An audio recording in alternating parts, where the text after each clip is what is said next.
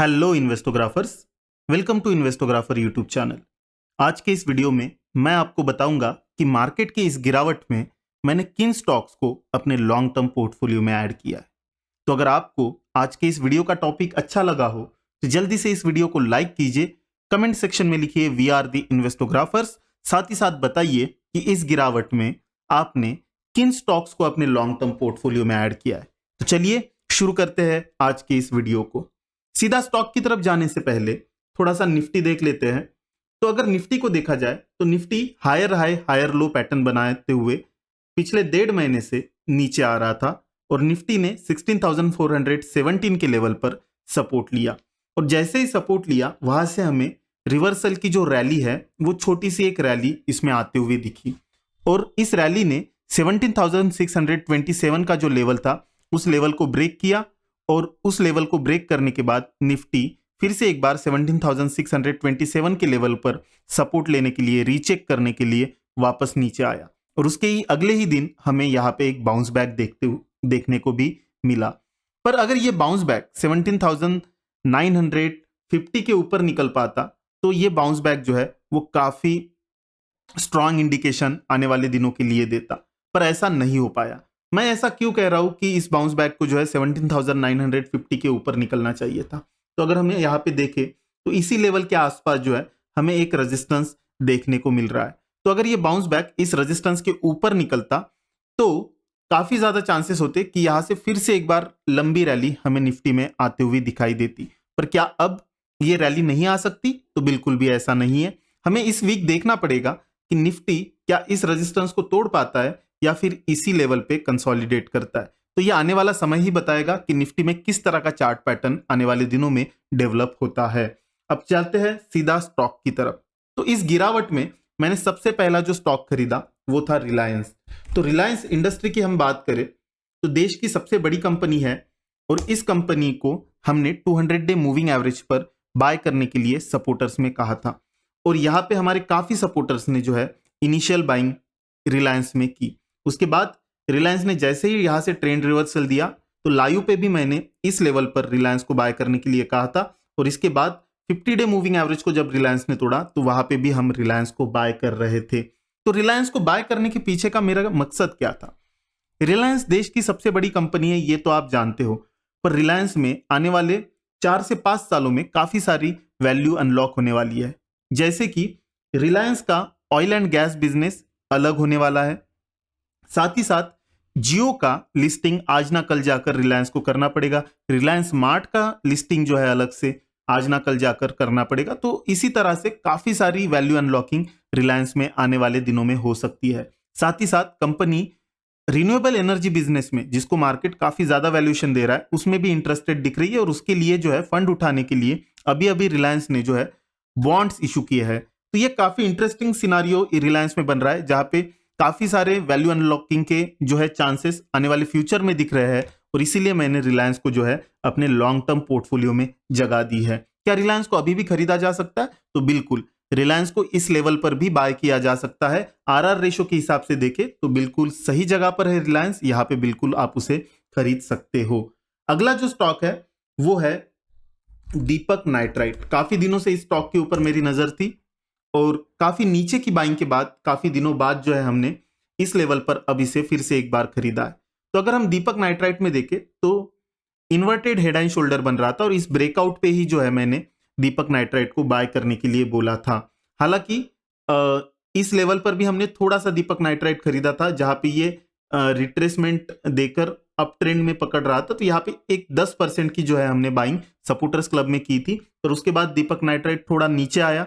इसके बाद 200 day moving average का इसने सपोर्ट लिया, वहां से एक रैली दिखी, फिर से रिट्रेसमेंट आया और इन्वर्टेड हेड एंड शोल्डर का जो है यहाँ पे ब्रेकआउट जैसे ही हुआ वहां पे हमने दीपक नाइट्राइट को बाय किया। तो ये भी जो बाइंग है वो केमिकल सेक्टर को देखते हुए है। आप सबको पता है कि मैं और इन्वेस्टोग्राफर फैमिली केमिकल सेक्टर को लेकर कितनी ज्यादा बुलिश है। आने वाले 4-5 सालों में हमें लगता है कि केमिकल सेक्टर काफी अच्छे से ग्रो हो सकता है और इसीलिए दीपक नाइट्राइट को जो है हमने अगले 5 साल के लिए अपने पोर्टफोलियो में जगह दी है।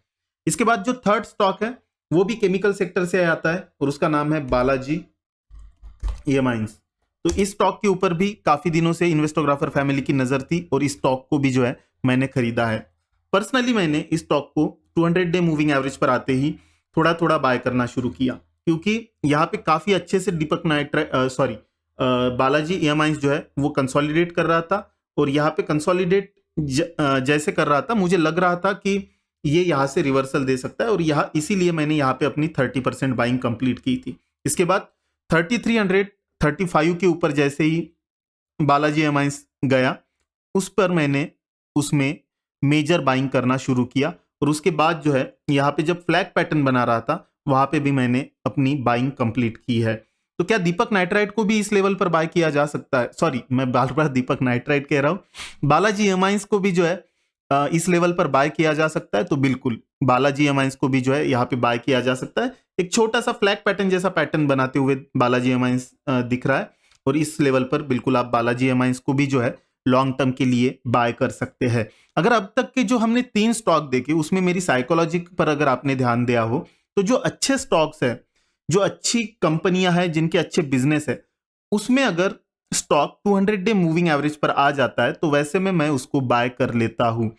हालांकि पूरी अमाउंट मैं उसमें पहले ही नहीं डाल देता, पूरी अमाउंट डालने के लिए मैं रिवर्सल का ही इंतजार करता हूं, पर इनिशियल बाइंग जो है 200 डे मूविंग एवरेज पर थोड़ा सा मैं बाय करके रख लेता हूं, क्योंकि उसके पीछे का रीजन है कि जनरली कुछ बड़ा ना हो जाए उसके सिवाय 200 डे मूविंग एवरेज को तोड़ना काफी मुश्किल होता है स्टॉक, और स्पेशली अच्छी कंपनियों का। तो इसीलिए मैं थोड़ा ज्यादा रिस्क लेकर 200 डे मूविंग एवरेज पर स्टॉक्स जो है वो बाय कर लेता हूं।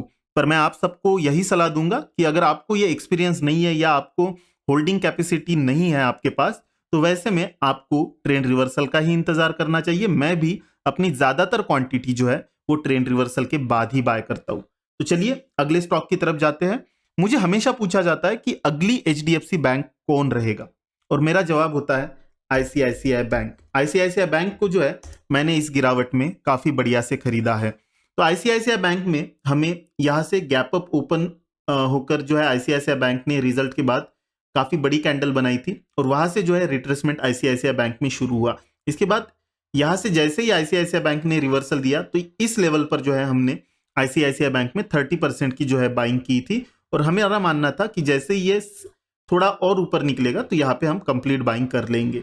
पर ICICI बैंक ऊपर निकलने से पहले ही जो है मार्केट में एक गिरावट हमें देखने को मिली, जिसकी वजह से ICICI बैंक भी जो है निचले लेवल्स तक आया, और इन लेवल्स पर जो है फिर हमने ICICI बैंक में जैसे ही इसमें रिवर्सल आया बाइंग शुरू कर दी थी। और आपको भी पता है कि इस लेवल पे भी जो है मैंने आपको ICICI बैंक को बाय करने के लिए बोला था। और यहाँ पे जब हमारी इनिशियल बाइंग कंप्लीट हो गई 40% की, उसके बाद 764 को तोड़ने का हमने इंतजार किया ICICI बैंक में, और जैसे ही इस लेवल को ICICI बैंक ने तोड़ा हमने इसमें बाइंग कर ली। अब ICICI बैंक के पीछे का, खरीदने के पीछे का या लॉन्ग टर्म पोर्टफोलियो में ICICI बैंक रखने के पीछे का जो है रीजन क्या है, मैं वो आपको समझा देता हूं। तो ICICI बैंक में लग रहा है कि पुराने जितने भी पाप थे वो धुल गए हैं। अब वो टाइम के साथ ही पता चलेंगे कि ऐसे पाप वो फिर से करेंगे या नहीं करेंगे। पर अभी जो लग रहा है, उन्होंने अपने कॉर्पोरेट लोन्स जो है वो कम कर दिए हैं, NPAs अपनी कंट्रोल में ला लिए हैं। जो रिटेल बैंकिंग है जिसका हिस्सा पहले 40% पर था, वो 65 to 70% पर जो है ICICI बैंक लेकर गई है। और आपको पता है कि मैं रिटेल बैंकिंग पर कितना ज्यादा बुलिश हूं, और इसीलिए जो है मैंने HDFC bank, Kotak Mahindra bank, IDFC first bank के बाद ICICI बैंक को भी अपने पोर्टफोलियो में जगह दी है। तो ये बैंकिंग सेक्टर है जिसको मैं अभी बुलिश हूं जिसके ऊपर, और ये नया स्टॉक रहेगा बैंकिंग सेक्टर का जिसको मैं लॉन्ग टर्म के लिए होल्ड करने के लिए कहूंगा। और अब आ जाते हैं आखिरी स्टॉक की तरफ जिसको मैंने बाय किया, और वो स्टॉक है, सीधा मैं आपको स्क्रीन पर ही दिखा देता हूं कि किस स्टॉक को जो है मैंने इस गिरावट में बाय किया। और वो जो स्टॉक है वो है, आप सबको पता होगा, मुझे ज्यादा बताने की जरूरत नहीं है इस कंपनी के ऊपर मेरा प्यार कितना है। ओके, तो इस स्टॉक को जो है मैंने इस लेवल पर बाय किया था, जब ये कंसोलिडेट कर रही थी तभी बाय किया था। अब इसके पीछे का रीजन कुछ नहीं था, मुझे कंपनी का बिजनेस बहुत अच्छे से पता है, थोड़े इश्यूज है मेरे कि मार्जिन्स कम हो रही है, जैसे कि मैंने कल के लाइव में भी बात की कि थोड़े मार्जिन्स कम हो रहे हैं कंपनी में, पर फिर भी कंपनी का जो मैनेजमेंट है, कंपनी का जो बिजनेस है, वो मुझे इतना पसंद है कि मैं हर लेवल पर जब भी मुझे मौका मिलता है मैं बाय करते रहता हूँ। जैसे ही विनाती ऑर्गेनिक कंसोलिडेट करते रहता है तो मैं थोड़ा थोड़ा हिस्सा जो है इसमें डालता रहता हूँ, और वही मैंने इस कंसोलिडेशन में किया। जब विनाती ऑर्गेनिक्स इस सपोर्ट लेवल पे आया था तो यहाँ पे मैंने विनाती ऑर्गेनिक्स को थोड़ा सा बाय किया था। हालांकि काफी ज्यादा क्वांटिटी मेरे पास विनाती ऑर्गेनिक्स की अब हो चुकी है, उसके बाद भी मैंने यहाँ पे उसे बाय किया। उसके बाद रिट्रेसमेंट पर इस लेवल पर जो है मैंने बाय किया, और ये जब ब्रेकआउट दिया तो यहाँ पे जो है मैंने थोड़ी सी बाइंग विनाती ऑर्गेनिक्स में की है। अगर आप चाहते हैं विनाती ऑर्गेनिक्स को बाय करना तो बिल्कुल इस स्टॉक को भी जो है आप लॉन्ग टर्म के लिए इस लेवल पर बाय कर सकते हैं। तो ये कैसे स्टॉक लगे आपको, ये मुझे कमेंट सेक्शन में आपको बताना है। क्या ऐसे ही वीडियो आपको चाहिए? हेलो एवरीवन, तो फाइनली यूट्यूब पे हम लोगों ने अपनी मेंबरशिप्स लॉन्च कर दी है एंड ये मेंबरशिप्स 2 लेवल्स में आने वाली है, सपोर्टर्स एंड सीरियस सपोर्टर्स। तो जल्दी से एक बार हम डिस्कस कर लेते हैं कि इन 2 लेवल्स में आपको क्या बेनिफिट्स मिलने वाले हैं एंड क्यों आप इनको ज्वाइन करने के लिए देख सकते हैं। अगर सपोर्टर्स की हम लोग बात करें तो इसके अंदर अगर हम लोग देखें तो जो भी आपका नाम होगा वो हाईलाइटेड होकर के आएगा एंड साथ में आपके जो बैजेस होंगे उसके ऊपर आपके नाम के आगे एक बैज लिखा हुआ आएगा। तो इससे जब हम लोग लाइव चैट देखते हैं या जब हम लोग कमेंट सेक्शन देखते हैं तो हमें क्लियरली दिख जाएगा कि कौन हमारे रेगुलर व्यूअर्स हैं जिन्होंने सपोर्टर्स मेंबरशिप ले रखी है। एंड इसी के साथ अगर हम देखें तो जो वीकली एनालिसिस मैं और सृजन करते हैं, जिसमें हम लोग अलग अलग अपने स्टॉक्स की लिस्ट बना के निकालते हैं जो हम अगले वीक अपने रेडार पे रखने वाले हैं इन्वेस्टमेंट, शॉर्ट टर्म या मीडियम टर्म पोजीशंस के लिए, वो वॉच लिस्ट हम लोग वीकली बेसिस पे सैटरडे या संडे को आपके साथ शेयर कर देंगे ताकि आप भी उन स्टॉक्स को अपने रेडार पे रख सकते हो एंड उनके अंदर पोजीशंस बनाने के लिए देख सकते हो। इसी के साथ अगर हम लोग बात करें तो अगर आप ये मेंबरशिप्स लेते हो तो जो हम लोग एफर्ट्स कर रहे हैं यूट्यूब पे, जो हम लोग मेहनत कर रहे हैं, उसको आप सपोर्ट भी करते हो। इसी के साथ अगर हम बात करें जो सेकंड लेवल है हमारा सीरियस सपोर्टर्स का, इसकी अगर हम लोग बात करें तो इसमें सपोर्टर्स के अंदर जो बेनिफिट्स आपको मिल रहे हैं वो तो ऑलरेडी मिलेंगे ही मिलेंगे, साथ ही साथ सीरियस सपोर्टर्स के अंदर आपको थोड़े एक्स्ट्रा बेनिफिट्स मिलते हैं। अगर हम अपने डिस्कॉर्ड के प्लेटफॉर्म की बात करें तो डिस्कॉर्ड का जो हमारा ग्रुप है उसके अंदर जो ट्रेड और इन्वेस्टमेंट आइडियाज़ है, जिसके अंदर हम लोग अपने पर्सनल ट्रेड और इन्वेस्टमेंट आइडियाज़ जो कि हम लोग पर्सनली ट्रेड लेने के लिए देख रहे हैं या फिर हमें बढ़िया लग रहे हैं, उनके चार्ट्स, टारगेट्स, स्टॉप लॉस के साथ जो डालते हैं वो आप एक्सेस कर सकते हो डिस्कॉर्ड के हमारे ग्रुप के ऊपर। साथ ही साथ कमेंट्स पे आपको प्रायोरिटी रिप्लाई मिलता है सपोर्टर्स की तरह। उसके बाद डिस्कॉर्ड पे हमारा एक एक्सक्लूसिव सेक्शन है योर आइडियाज़ का, जिसके अंदर सपोर्टर्स क्लब और हमारा डिस्कॉर्ड का क्लब है, उसको आप ज्वाइन करके जो आप मेंबर्स हैं वो अपने आइडियाज़ एक दूसरे के साथ शेयर कर सकते हैं। तो ऐसे में क्या होता है कि काफ़ी बढ़िया बढ़िया आइडियाज़ आप एक दूसरे के साथ डिस्कस कर सकते हो एंड बढ़िया अपॉर्चुनिटीज़ उसके अंदर निकाल सकते हो। साथ ही साथ दूसरे मेंबर्स के साथ डिस्कशन करने में आपको काफ़ी सारी नई चीज़ें सीखने को भी मिलती हैं। इसी के साथ बात करें तो डिस्कॉर्ड पे हम लोग time to time, month on month basis पर अपने एजुकेशनल कंटेंट को अपडेट करते रहते हैं, जिसके अंदर हम time to time technical analysis, fundamental analysis and कभी कभी सेक्टर एनालिसिस और कंपनीज को भी स्टडी करते हैं, डीप कंपनीज के डीप डाइव्स करते हैं। तो अगर आप वो कंटेंट को भी एक्सेस करना चाहते हो तो सीरियस सपोर्टर्स के मेंबरशिप के थ्रू वो कंटेंट भी आप डिस्कॉर्ड पर एक्सेस कर सकते हो। तो ये थे बेनिफिट्स जो आपको सपोर्टर्स और सीरियस सपोर्टर्स की मेंबरशिप लेने पे मिलेंगे। डिपेंडिंग अपॉन कि आपको क्या रिक्वायरमेंट है, आप सपोर्टर्स या सीरियस सपोर्टर्स ज्वाइन करने के लिए देख सकते हो। And thank you for watching. अगर आपको पसंद आए तो डेफिनेटली आप ज्वाइन करने के लिए देख सकते हो। आज की वीडियो के लिए इतना ही था। Thank you.